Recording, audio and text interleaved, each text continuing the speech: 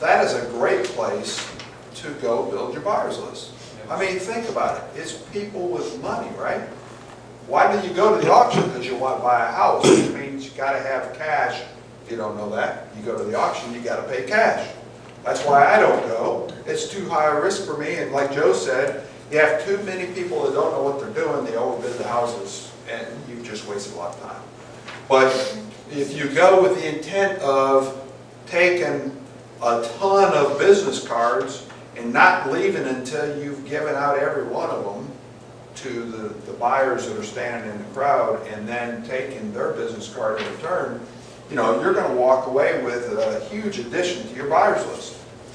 And you may not have enough time to really have a discussion with each of those people there to find out what their buying criteria is, but you can certainly call them up and have that discussion later, right? So keep that in mind. It's a great place to build your buyer's list because those people have cash or they wouldn't be standing there. Unless they're like me, I went to observe. And that's exactly what I did. Now, I went to one of the auction house auctions in Dallas about 2 years ago. There was over 5,000 people in this auction. But I went to see it. I got the check in the box. I don't need to go back. Okay? I was researching about 10 houses, and every single one of them went way above what I would pay as an investor. So I just wasted my time, except that I got the check in the box. Don't need to do it again. Okay? So the auctions is a good place to hand out your business cards. Market via your own website and your own squeeze pages. If you are not using squeeze pages with your websites, boy, I highly encourage you to change that.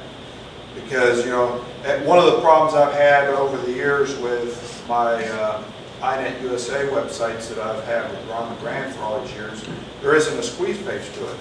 I can't capture the visitor's information. Okay? That's why I've been searching for another system, and OpenRoad has that with all the squeeze pages that I get. But now when somebody comes in, it captures name, and email address, and phone number. And that allows me to continue building my buyer's list. Whether it's a rehabber or an owner finance buyer, it captures that information. Okay? And now I'm getting ready to start my private lender squeeze page, so I'm going to start capturing private lender information. So you really need to take advantage of your websites and the internet. And the technology out there today with the websites and stuff is huge. And there's just so much opportunity, you might as well go use it, you know. And you can run all kinds of ads to drive people to your website. You know, you can post your site, your squeeze page, and then just start running ads all over the web to drive people to that site and help build the buyer's list. You know, and one of the things that they say in the internet marketing business is you want to offer something to them. Offer them a free report or something. That's why you see the information on my website. Free reports. Come in, log in, and get your free video or your free report, whatever it is. So definitely a good way, and it's done without any effort on your part other than posting the ads. Once you get it out on the web, it works by itself. Okay, so run those ads out there and take advantage of the power of the internet. Okay, call the We Buy Houses ads. Well, that's kind of a no-brainer, isn't it? How many times you drive down the road and you see bandit signs everywhere? We buy houses. Okay, those are investors. Those are buyers. You should be contacting. Justin said it earlier, see general signs on one of your areas that you like to work. Well, I mean, that's what you should be doing, is calling those numbers and finding out who they are. What ticks me off is these guys that put out the signs and then don't return your calls. Yeah. You know, there was some guy that put a sign out here in front of the restaurant. And I don't remember exactly what it said, but he was looking for investor apprentice or something. And it sat there for months. Now the city's going around pulling signs that aren't legal. But I called that sign twice. never once heard a call back. Really? That's one of those Nouveau Riche advertisers. It could be. But I mean, that's not the first time it's happened to me. I've called other investor signs before, and they just, for whatever reason, don't call back. But it could mean they're not in the business anymore, which, you know, is not uncommon. There's a lot of people that get in and get out just as quick. So just know that those signs, though, are a good resource, especially if that sign is in an area that you're interested in buying houses in, right? If you're interested in doing business, buying and selling houses, that you should be calling those signs. Sir? Kind of getting back to the internet and marketing and having a website and getting a squeeze page on it, using that to build your buyers list. And I don't know all this, but it seems like I've heard if you're using one of those type websites like the Open Road or some of these others that you have a template website, it's real helpful that they offer a squeeze page with it. But as far as it being highly rated on, you know, the search engines, it seems like I've heard that a template website just won't be. A templated website is, I think I'm not sure the template is the right word, but the duplicated sites.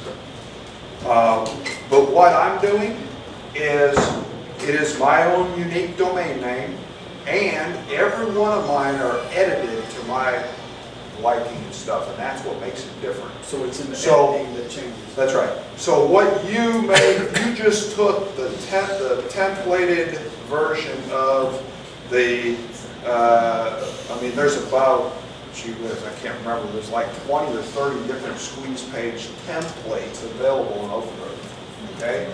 But if you just take any one of those and never edited it, it may not do all that well. But if you go and start putting Rod's input into it, you know, your language, your keywords, this is one of the things that you want to do to make the internet marketing stuff work, is you want to have specific keywords and meta tags in your document that the search engines pick up on. If you don't do that, then you may not do very well in the search engines. But that's another reason why you want to start creating ads and driving traffic to the site.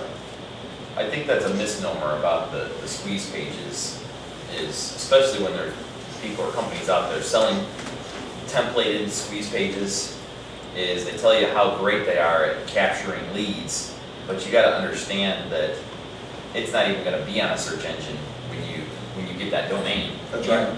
You need to, if you have the ability, you need to update it, you need to modify it, you need to advertise it. That's right. Advertising it is what's going to get it ranked on search engines. And you have to register it with the search engines. If you do not do that, it's not going to pick up on it. So you can start with one of those and then tweak it and drive traffic That's to right. it, and it can be just as effective as a customized website. That's right. You can do nothing more than post an ad on Craigslist once a week, and that will be on Google within hours. Yep. And it really does work. You know, but you got to go. It's not just to put a domain name on it and it's going to start sucking in leads. It's not going to work.